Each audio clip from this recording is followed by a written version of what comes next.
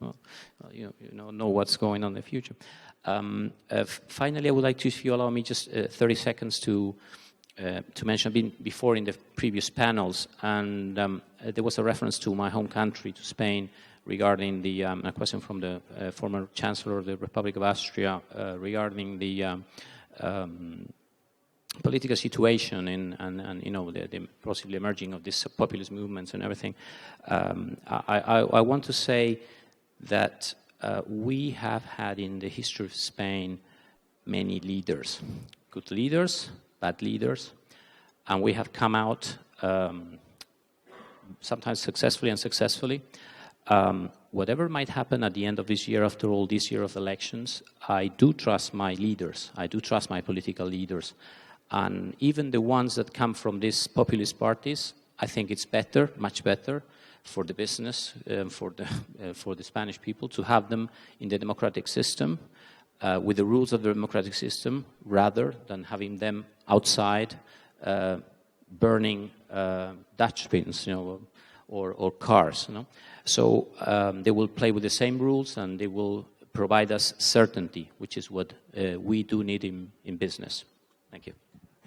Thank you very much. Mr. Binkowski, please.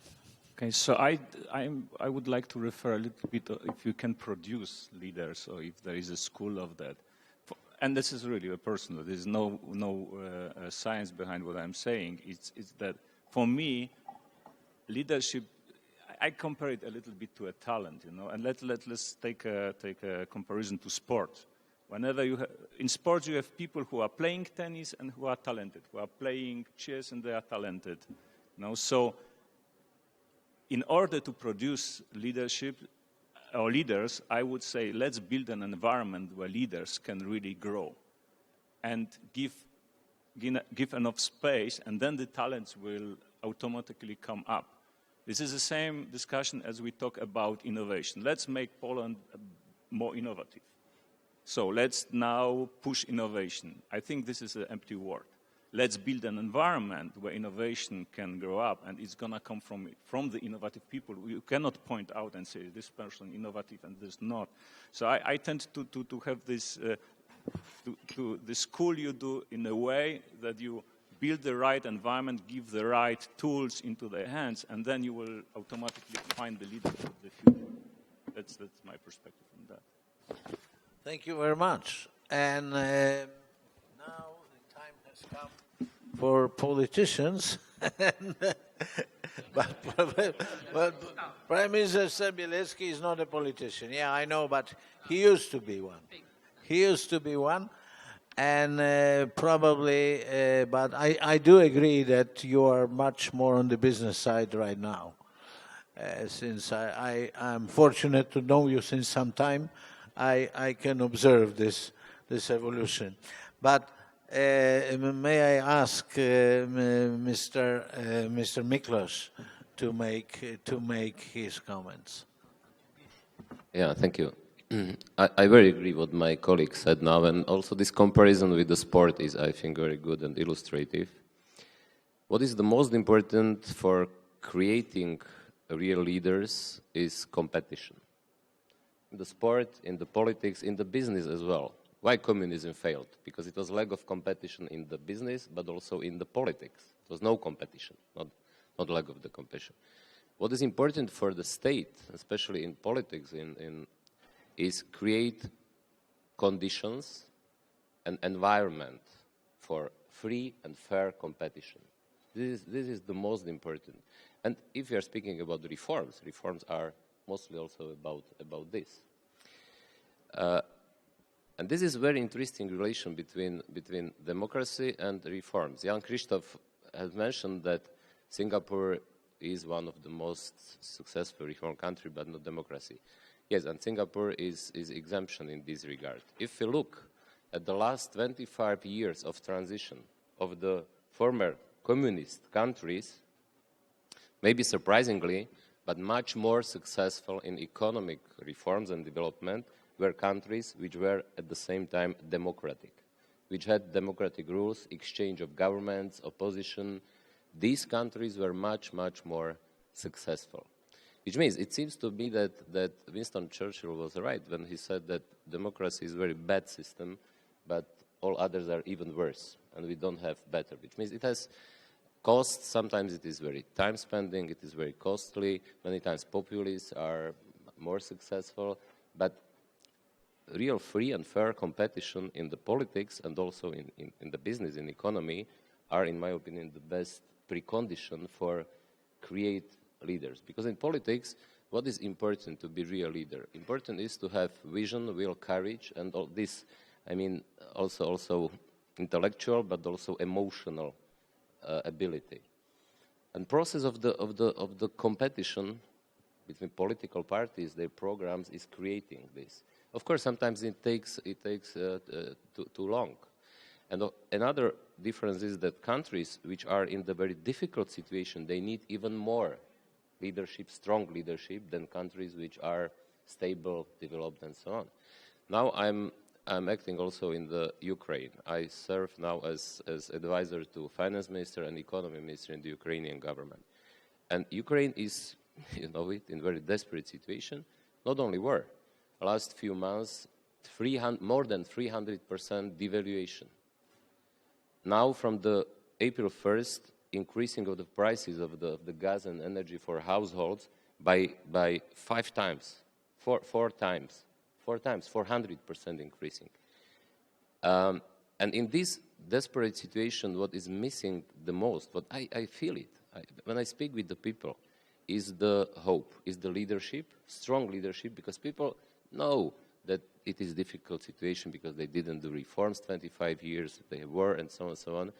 But they need to hope, they need to trust somebody, then they need to have some strong leader which will tell them through. Yes, it is very difficult, but we have to do it, and when we will do it, I'm convinced I have vision, will, and courage to lead you, country, and you people from this difficult situation. And this is a little bit missing in this regard, which means leadership. And last point, if I may, I don't think that maybe in the reaction, I don't think that it will be different leadership or different leaders. Of course, we are in different conditions because new technologies and so on. So on. We need leaders. We'll have to use new methods, use these technologies and so on. So on. But finally, it is.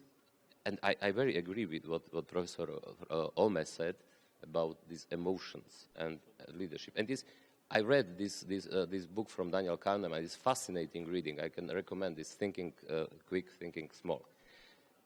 But it was now science knew more how human brains is working. But human brains was working the same way also 20, 30 years ago, only we didn't know that it is working like this. And it will work like this also 30 years from now, which means it is very important also to have this emotional side of the leadership, because really people are taking decisions much more emotionally as rationally. This is what I'm very convinced.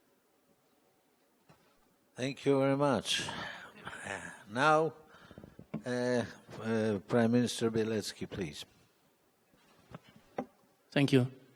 Well, let me stress that Ivan Miklas is perfectly right. There is empirical evidence produced by the EBRD, former parent institution, that the democratic change and economic transition produce the best results in the countries where it went hand in hand.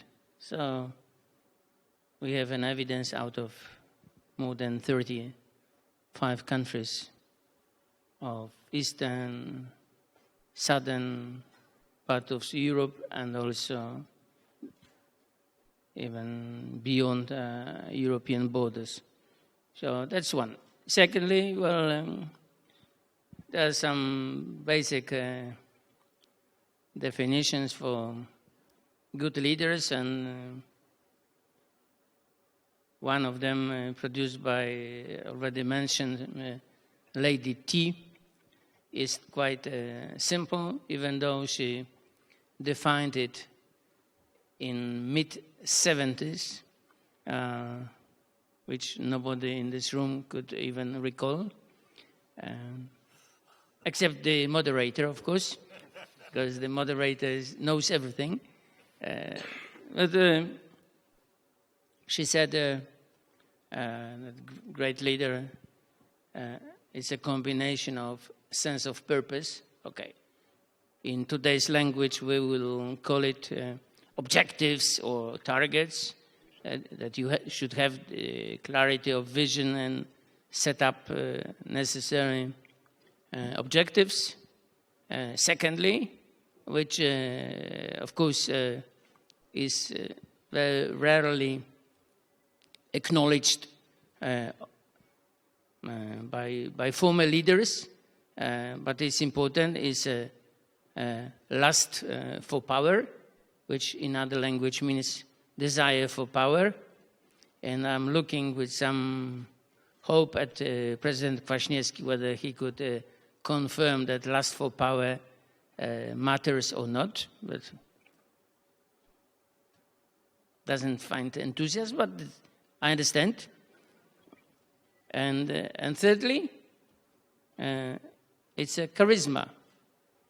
Charisma in today's language, of course, is more described as communication skills or whatever,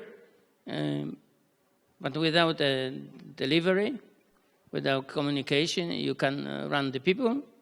Even in the bank today, they try to pretend that they develop a communication department independently